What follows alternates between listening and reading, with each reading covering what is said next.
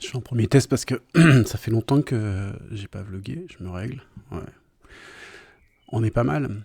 Alors j'ai quelques vlogs de retard parce que j'essaye d'avoir un parallèle entre ce que je vlog et ce que j'écris sur le blog pour avoir deux médias distincts qui parlent un peu des mêmes choses et puis chacun vient piocher suivant le média qu'il préfère.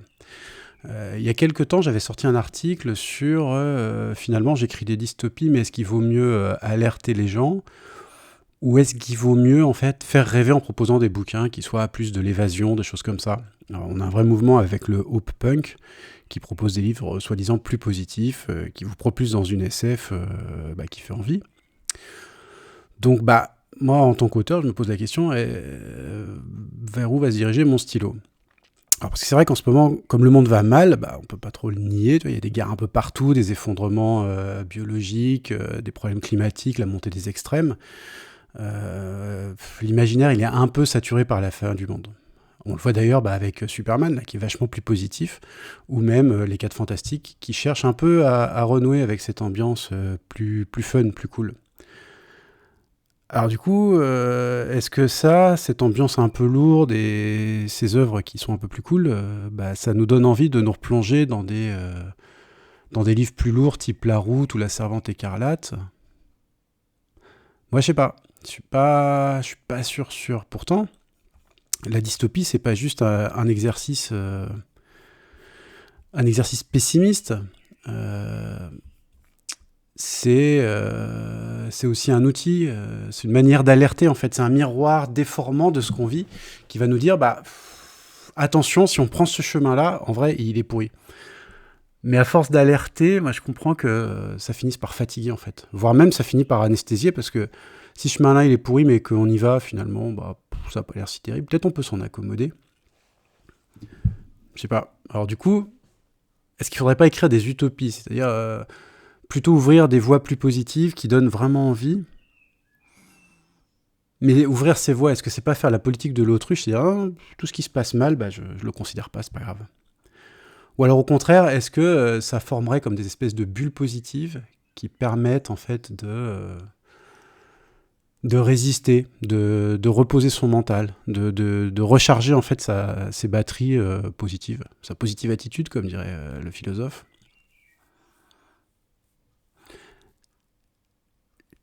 Entre les deux, mon cœur balance.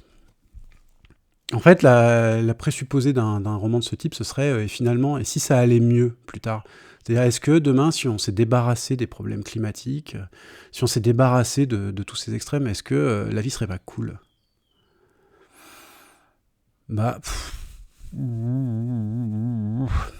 Autrement dit, est-ce que rêver d'un monde meilleur, finalement, c'est espérer ou c'est se cacher? Je sais pas. En tout cas, c'est dur d'écrire des mondes où l'on va s'écouter, où la planète peut se relever, où les rapports humains changent, où on fait preuve de plus d'empathie, où on est plus ensemble.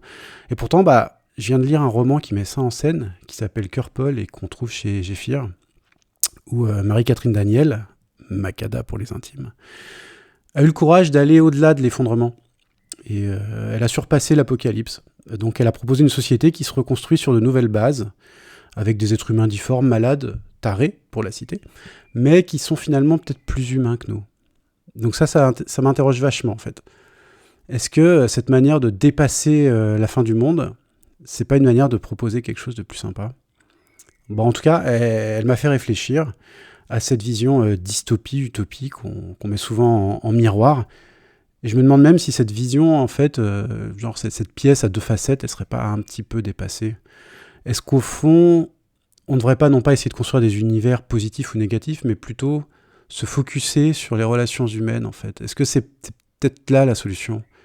Est-ce que c'est pas voir comment les gens se comportent les uns avec les autres, essayer de reconstruire des sociétés, essayer de faire sens ensemble, là où aujourd'hui on a affaire à une espèce d'atomisation, une espèce de...